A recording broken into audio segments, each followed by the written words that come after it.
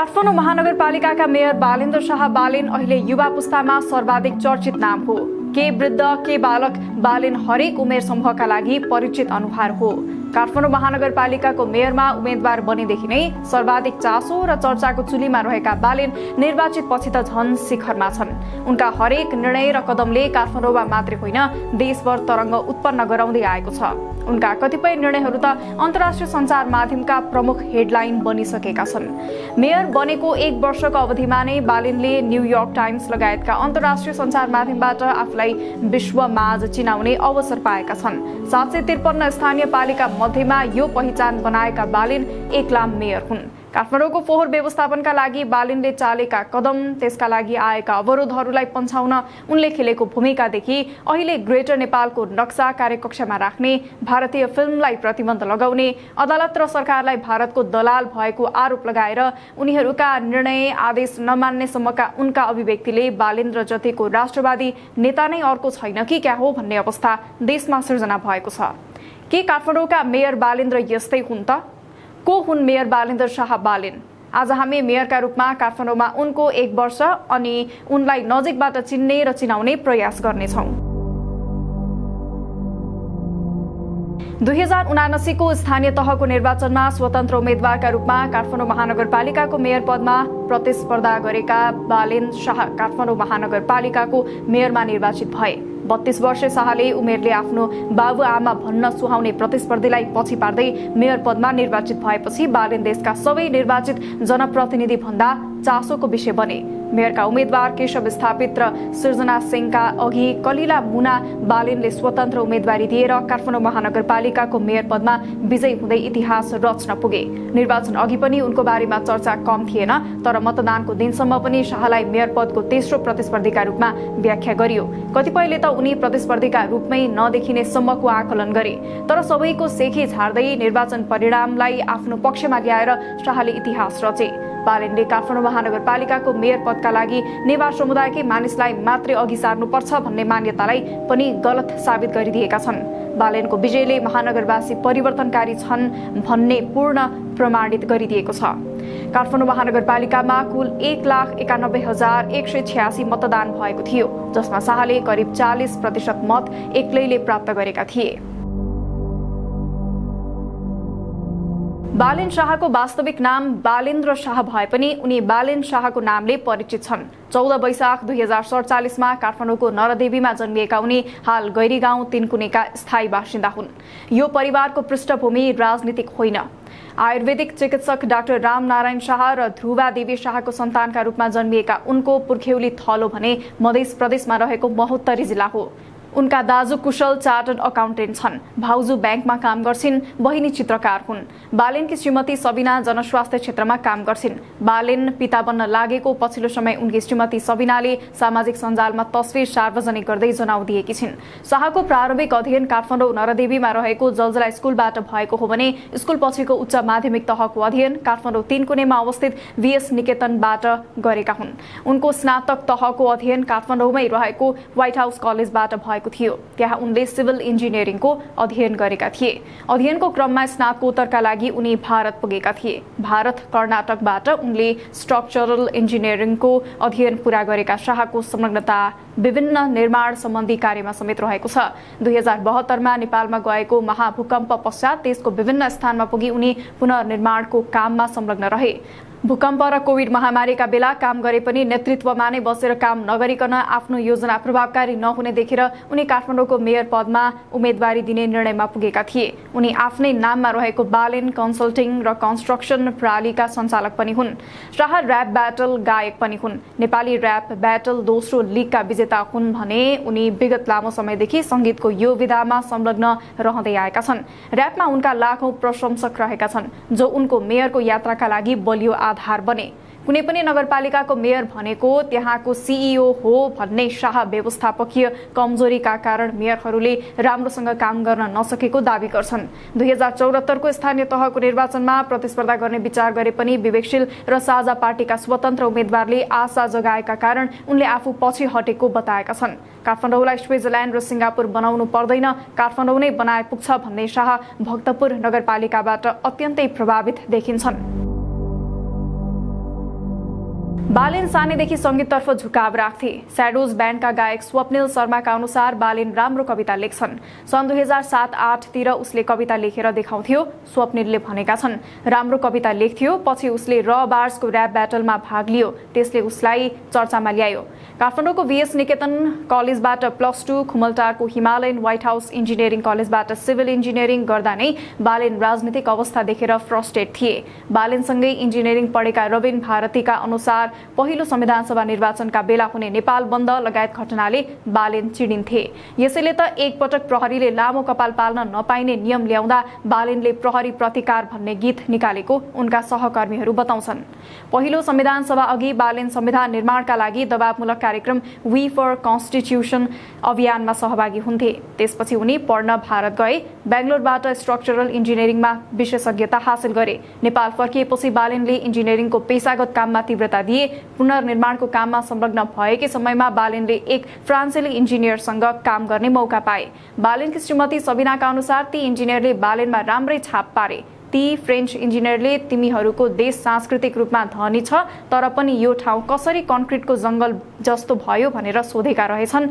त्यो कुराले उहाँलाई निकै समातेको थियो, सबिनाले एक अन्तर्वार्तामा भनेकी छन्। बालेन नाकाबन्दीका बेलादेखि राजनीतिक गतिविधिमा संलग्न हुन थालेका हुन्। नाकाबन्दी ताका फेसबुकको MRR समूहले आयोजना गरेको सडक भोजमा उनी सहभागी भए। त्यस्तै अर्को समूह दारी ग्याङले गर्ने विभिन्न सामाजिक कार्यक्रममा सहभागी हुन्थे। र्याप र इन्जिनियरिङसँगै अघि बढिरहेका बालेन राजनीतिमा भने सुरुमा विवेकशील पार्टीप्रति आकर्षित थिए। त्यो बेलै उनले विवेकशीलबाट मेयर उठ्ने चाहना राखेका थिए। बालेनले विवेकशीलको सदस्यता लिएनन्। मेयरमा उठ्ने सपना पनि छाडेनन्। आफ्नै तरिकाले उनी त्यसको तयारीमा लागे।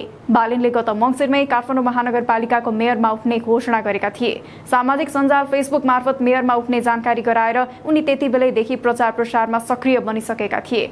यो बीच उनले आफ्नो गायन क्षेत्रप्रतिको लगावलाई भने मर्न दिएनन्। उनले क्रमैसँग मार्फाको मदिरा, बलिदान, स्यावेज सबैलाई हतार छ, लोकल ठिटो र पछिल्लो समय मात्रै लन्डन भर्सन भन्दै मन यो उड्यो भन्ने भिडियो सार्वजनिक गरेका छन्। सटिक र प्रष्ट बोल्न सक्ने बालेनको क्षमता छ। उम्मेदवारी दर्ताका दिन पत्रकारहरूले उनलाई दलहरूको मत काट्ने विषयमा सोधेका थिए। बालेनले सिधा जवाफ फर्काए, हो म कांग्रेस एमाले दुवैको भोट काट्न आएको हो, जित्न आएको हो। बिस्तारै आम मानिसमा सार्वजनिक हुँदै गरेका बालेनको व्यक्तित्व कतिपय मानिसलाई भने बिजेको छ। बालेनका कतिपय व्यवहार र भनाइले उनको व्यक्तित्वको सम्भावित अर्को पाटोबारे पनि संकेत गर्छन्। बालेनको पहिरन शैली पनि एक राजनीतिज्ञका लागि कम स्वाभाविक देखिन्छ। उनी सधैँ कालो चस्मा लगाउँछन्। हलमा सम्बोधन गर्दा होस् वा कोठामा छलफल गरिरहँदा कालो चस्मामै देखिन्छन्। मिडियालाई दिएका कैयौं अन्तर्वार्तामा समेत उनले कालो चस्मा फुकालेनन्। यसलाई उनी आफ्नो पहिचान भन्छन्। एकै लुकमा मानिसले देखिरह्यो भने मानिसले चाँडै नबिर्सिने उनको तर्क छ। मेयरको उम्मेद्वार बन्दै गर्दा उनले भनेका थिए आफूले 90,835 मत ल्याएर निर्वाचन जित्ने। उनको अभिव्यक्तिप्रति धेरैले खिल्ली पनि उडाए। राजनीतिक दलका नेताहरूले यसलाई लिएर उनको खिस्सी ट्युरी गरेका थिए। मेयर यात्राको सुरुवातदेखि नै बालेनमा आफूमाथि अति नै विश्वास देखिन्थ्यो। राजनीति एक्लै पार लगाउँछु भन्ने रणनीतिमै उनी देखिन्छन्। मेयरमा जितेर के गर्छु भन्ने उनको प्रष्ट योजनाको सूची बनाए। बालेन एक्लै मेयरका लागि उठे, शानदार जित हासिल गरे। उनको पार्टी छैन। उनको टिमबाट कोही पनि वडाध्यक्ष वा सदस्यमा उठेको थिएन। यस्तो अवस्थामा बिना टिमको मेयर बने भने पनि उनले केही पनि पार लगाउन सक्दैनन् भनेर धेरैले टिप्पणी गरे। तर त्यसलाई एक वर्षमै ती तमाम अनुमानलाई उनले गलत साबित गरिदिएका छन्। देशभरका स्थानीय पालिकामा जनप्रतिनिधिभित्र बालेन ब्रान्ड बनेका छन्। अन्य राजनीतिक दलका झण्डा मुनि बस्ने सच्चा कार्यकर्ताहरूले पनि मेयर होस् त बालेन जस्तो भनेर उनको प्रशंसा गरेका छन्। बालेनले के गरे भन्नका लागि अन्त कतै जानै पर्दैन। एक वर्ष अघिको काठमाडौँ र आजको काठमाडौँ एकपटक फनको लगाए प्रष्ट जवाफ सहजै पाइन्छ। कांग्रेस एमाले र माओवादीका कार्यपालिका सदस्यहरूलाई आफ्ना एजेन्डा कार्यान्वयनमा लैजान उनले कुनै बल प्रयोग गर्नु परेको छैन। बालेनका हरेक कार्यपालिका पेश भएका योजना, 2 आर्थिक वर्षका कार्यक्रम र योजना सहजै पारित भएका छन्। बालेनले आफूले महानगरवासी समक्ष जनाएको प्रतिबद्धतासँगै उपमेयरसहित वडा सदस्यदेखि वडाध्यक्षहरूले जनाएका प्रतिबद्धताहरूलाई क्रमशः बजेट, नीति तथा कार्यक्रममा प्राथमिकताका साथ समेट्दै आएका छन्।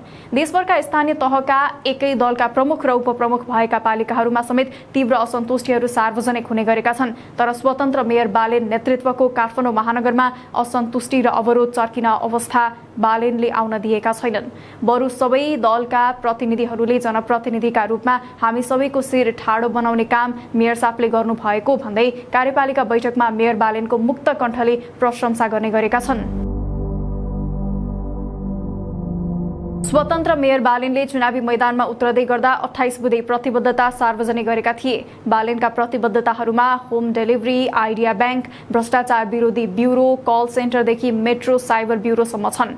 उनले उक्त प्रतिबद्धता बमोजिम महानगरवासीलाई रिजल्ट दिएरै छोड्ने दावी गरेका थिए। फोहोर व्यवस्थापन, सांस्कृतिक सम्पदा संरक्षण, पूर्वाधार, यातायात व्यवस्थापन, मानसिक सहायता लाइन, सुरक्षा लगायत प्रतिबद्धताहरू पनि बालेनले व्यक्त गरेका थिए। साथै उनले व्यक्तिगत घटना दर्ता र घर घरमै पुगेर वृद्ध भत्ता वितरण गर्ने प्रतिबद्धता पनि जनाएका छन्। सबै वडा स्तरमा अनलाइन भुक्तानी प्रणाली सुरु गर्ने सूचनाको हक र खरिद टेन्डर प्रक्रिया र बजेटको पारदर्शिताका लागि डिजिटल माध्यम प्रयोग गर्ने, जन्म दर्ता प्रमाणपत्र, मृत्यु दर्ता, विवाह दर्ता तथा अन्य कागजातहरूको होम डेलिभरीको व्यवस्था मिलाउने उनको घोषणापत्रमा उल्लेख छ। युवालाई उनीहरूको व्यक्तिगत करियर मार्ग पत्ता लगाउन मद्दत गर्ने उद्देश्यले करियर परामर्श र कोचिङ कक्षामा सहभागी गराउने उनले बताएका छन्। कक्षा 1 देखि 8 सम्मको पाठ्यक्रम परिमार्जन गरेर इतिहास, योग, आयुर्वेद र पौराणिक शिक्षा दिइने पनि उनको प्रतिबद्धता छ। मेयरको कार्यभार सम्हालेको 100 दिनमा नै उनले आफ्ना सुरुवाती उपलब्धि सार्वजनिक गरेका थिए। आफूहरू 100 दिनको दौडमा नरहेको र काम गर्नका लागि 5 वर्ष योजना रहेको बताउँदै बालेनले 100 दिनमा फुटपाथको ठेला हटाएकोदेखि यम बुद्धको शालिग निर्माण गर्ने बारे महानगरले गरेको निर्णयमा उठेको विवादबारे स्पष्टीकरण दिएका थिए। यतिका कामहरू गर्यौं भनेर सूची बनाउँदैमा हामी सफल हुन सक्दैनौं भन्दै बालेनले 100 दिन पुगिसकेको सन्दर्भमा हामीलाई मनमा छोएका केही सन्दर्भहरू सम्झिन जायज हुनेछ भन्ने लाग्छ भन्दै फुटपाथबाट मकैको ठेला हटाएको, ई स्पोर्ट्सका लागि 1 करोड, यमबुद्धको शालिग कार्यक्रममा मद्यपान र मुकुट परिवर्तन, फोहोर व्यवस्थापनमा ढिलाइ भएको स्वीकार, नर्विक लगायतको अनधिकृत संरचना हटाउने सन्दर्भमा पछि नहट्ने अडान।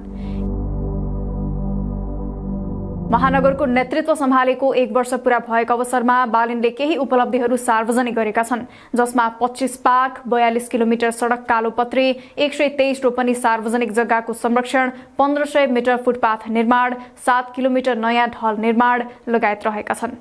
पालिकाभित्र बस्ने आम मतदाताहरूको हितमा काम गर्दै आइरहेको बताउँदै बालेनले चालु आर्थिक वर्षमा 123 रोपनी सार्वजनिक जग्गाको संरक्षण भएको उल्लेख गरेका छन्। उनले भनेका छन्, विगत लामो समयदेखि सार्वजनिक जग्गा अनधिकृत प्रयोग भइरहेको हामीलाई गुनासो आइरहन्थ्यो। त्यस्ता गुनासाहरूलाई हामीले विशेष प्राथमिकतामा राखेर काम गर्दै आएका छौं, जस अनुरूप हामीले चालु आर्थिक वर्षमा 123 रोपनी सार्वजनिक जग्गाको संरक्षण भएको छ। यो कार्य निरन्तर चलिरहनेछ।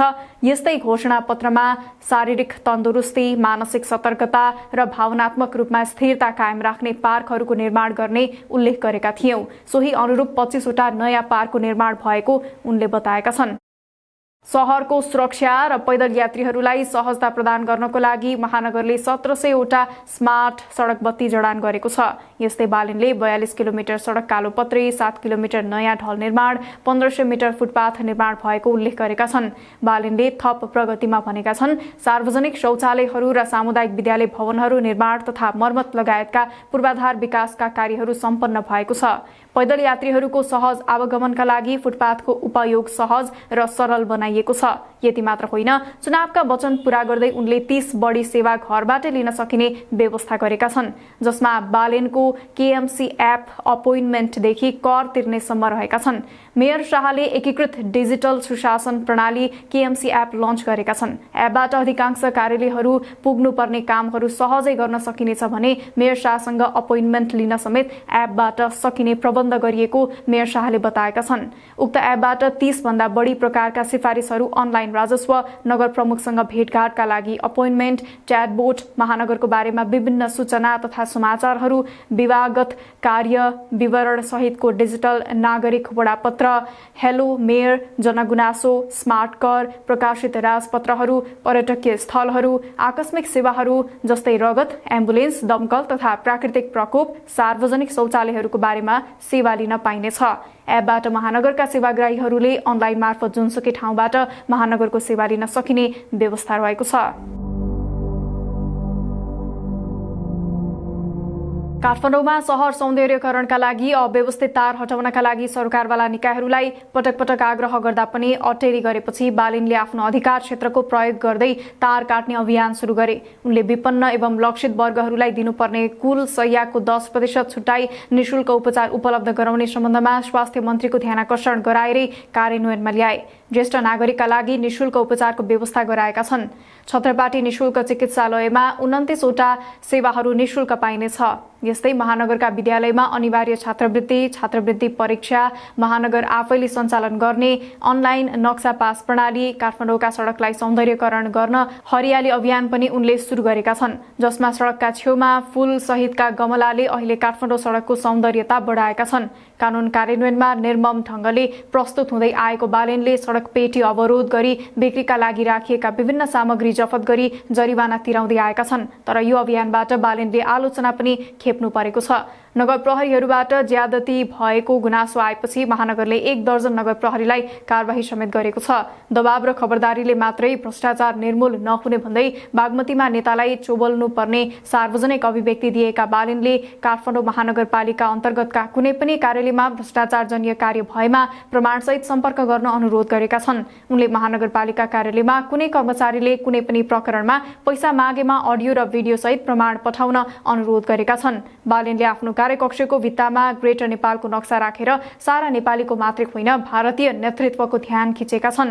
बालिनबारे विश्वकै सबैभन्दा प्रतिष्ठित न्यूयोर्क टाइम्सले 1 पेजको फिचर लेखेको छ। न्यूयोर्क टाइम्समा नेपालीहरूको बारेमा यसरी बिरलै लेखिएको पाइन्छ। त्यसमध्येको एक स्टोरी बालिनको हो। यसअघि जापानिज पत्र पत्रिकामा पनि बालिनबारे लेखिएको थियो। भारतीय सञ्चार माध्यममा त उनी पटक पटक हेडलाइन बन्दै आएका छन्। मेयर शाहले शरणार्थी प्रकरणपछि काठमाडौँ तथा देशका विभिन्न ठाउँमा गरिएका भ्रष्टाचार विरोधी आन्दोलनलाई लक्षित गर्दै सामाजिक सञ्जाल मार्फत आक्रोश पोखे। उनले लेखेका थिए, भ्रष्टाचार विरुद्धको आन्दोलन को नेता हो थाहा छ, घर कहाँ हो थाहा छ, सिधै लगेर बागमतीमा चोबल्नुस्। यस्तो सडक नाटक धेरै देखिसक्यो, हामीले पत्याउँदिन मचाए। तपाईहरूलाई यत्रो भोट दिएर नेता बनाएको आन्दोलन गर्नलाई होइन, सिधै कारबाही गर्नलाई हो, सिधै कारबाही गर्ने नीति बनाउनलाई हो। मेयर शाहले लेखेको नेता विरुद्धको स्ट्याटसले पनि नयाँ तरङ्ग ल्यायो, जहाँ उनले लेखेका थिए, नयाँ पुराना सबै नेताहरू चोर हुन्, कसैलाई देशको माया छैन। मेयर बालेन्द्र शाह बालिनले गृहमन्त्री नारायण काजी श्रेष्ठलाई अवैध संरचनाको संरक्षणका विषयमा गरेको प्रश्नले पनि राजनीतिमा तरङ्ग उत्पन्न गरेको थियो। सामाजिक सञ्जालमा लेख्दै उनले उच्च अदालतले बागमती सभ्यताको विरुद्ध बस्ती नहटाउन परेको रिटमा अन्तरिम आदेश जारी नभएको भन्दै बस्ती संरक्षण गर्ने कानून र नैतिकताको बारेमा उपप्रधानमन्त्री समेत रहेका श्रेष्ठलाई प्रश्न गरेका थिए। उनले भनेका थिए, यसतर्फ कुनै पनि कदम नचाली वैधानिक रूपमा नै यति भइसक्दा पनि कुन कानून र नैतिकताका आधारमा यस्ता अवैध संरचना संरक्षण गर्नुहुन्छ? कसरी कानूनी राज्यको अनुभूति दिलाउनुहुन्छ? गृहमन्त्रीज्यू, बालिनको अर्को चर्चित स्ट्याटस हो देशलाई सफा गर्न नेताहरूलाई सिस्टोलमा डम्प गर्नुपर्ने। उनले सामाजिक सञ्जालमा लेखेका थिए, आजबाट सिंहदरबारको फोहोर उठ्दैन, साँच्चैकै देश सफा गर्नु परे त्यहाँका नेताहरूलाई सिस्टोलमा डम्प गर्नुपर्ने हुन्छ। बालिनको अर्को चर्चित र विवादित स्ट्याटस हो राज्य र अदालत समेत भारतको गुलाम भएको आरोप। बालिनले सामाजिक सञ्जालमा लेखेका थिए, जहाँ सवाल देशको सार्वभौमिकता र स्वाधीनताको आउँछ, म कुनै कानून र अदालतलाई मान्नेवाला छैन। अदालत र सरकार भारतको गुलाम भएको बुझिन्छ। यसको लागि जुनसुकै सजाय भोग्न तयार छु, तर फिल्म चल्दैन र चल्न दिने छैन।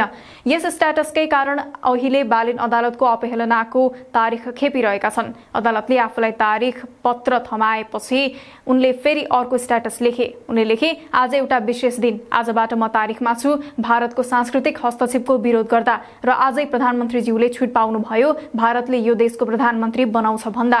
म आजबाट अपराधी, हरेक पर्व विशेष र चाडहरूमा समेत आफ्ना विचार सहितका शुभकामना दिने बालिनले पछिल्लो समय असार 15कै अवसरमा नेतामाथि तीखो प्रहार गरेका छन्। उनले लेखेका छन्, नेताज्यूहरूले यसरी नै वर्षभरि नै धान रोपिदिनु भयो भने तपाईहरू भारतको गुलाम हुनु पर्दैन।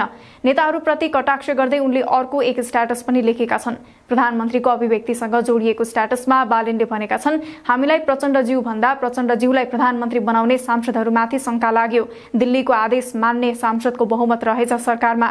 भारतीय गुलामहरूले देश चलाउँदैछ र म मात्र विरोधमा, र म मात्र अदालतको अवहेलनामा, सबैजना मरेका लासहरू हुन्। यस्तै विद्यार्थीले लगाएको ताला तोड्नेदेखि विद्यालयमा राजनीति अपराध भएको उनले घोषणा गरेका छन्। गगन थापाको अभिव्यक्तिलाई लिएर बालेनले विश्वविद्यालय राजनीति मुक्त बनाउने भनेर बोलेको कुरा पूरा गर्न चुनौती दिँदै काठमाडौँका क्याम्पसमा कांग्रेसको कुनै पनि भातृ संगठन नरहेको घोषणा नै गरिदिएका छन्।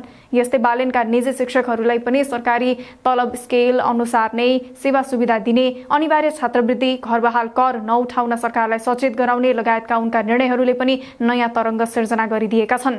31 वर्षीय बालेन्द्र शाह उर्फ बालेन पेसाले इन्जिनियर हुन्। नयाँ पुस्ताबीच उनी र्यापरका रूपमा पनि चर्चित छन्। ती सबै पहिचानलाई अहिले काठमाडौँको मेयरले पछि छाडिदिएका छन्। मेयर बन्नु अघिका मेयर र मेयर बनेपछिका मेयरमा आकाश जमिन अन्तर भेट्न सकिन्छ।